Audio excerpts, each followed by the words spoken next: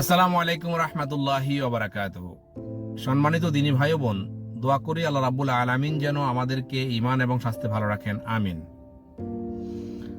14ই ফেব্রুয়ারি এই শব্দটি শুনলে একটু ঘিন ঘিন লাগে, যদিও প্রতিটি দিন আল্লাহর পক্ষ থেকে আল্লাহর সৃষ্টির জন্য নেয়ামত, কিন্তু 14ই ফেব্রুয়ারি এই দিনটিকে শয়তান অশ্লীলতা ও জিনা দিবস হিসাবে তৈরি করে নিতে সক্ষম হয়েছে। আর এই দিনটির সাথে আমাদের মুসলিম কিছু ভাই বোনও জড়িত হয়ে পড়ে। প্রিয় ভাই বোন, পবিত্র কোরআন মাজিদের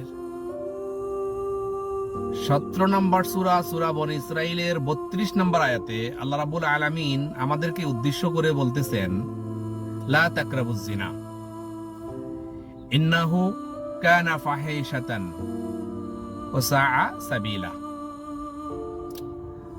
আর ব্যভিচারের কাছেও যেও না, এটা অশ্লীল কাজ এবং মন্দ পথ।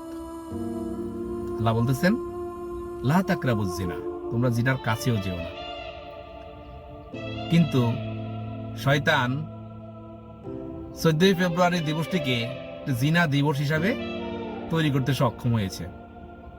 প্রিয় ভাই, আপনি কি আল্লাহর আদেশ মানবেন না শয়তানের পক্ষে যাবেন? আমি বলবো, যদি আপনি মুসলিম হয়ে থাকেন তাহলে 14ই ফেব্রুয়ারি কেন্দ্রিক যত কার্যক্রম আছে তা থেকে নিজেকে বিরত রাখুন, আর না হলে আল্লাহর কাছে ফেসে যাবেন। কারণ আল্লাহ ছাড় দেন, ছেড়ে দেন না। দোয়া করি আল্লাহ যেন সকল ধরনের অশ্লীলতা থেকে আমাদেরকে মুক্ত রাখেন, আমিন। জাযাকাল্লাহ খায়ের।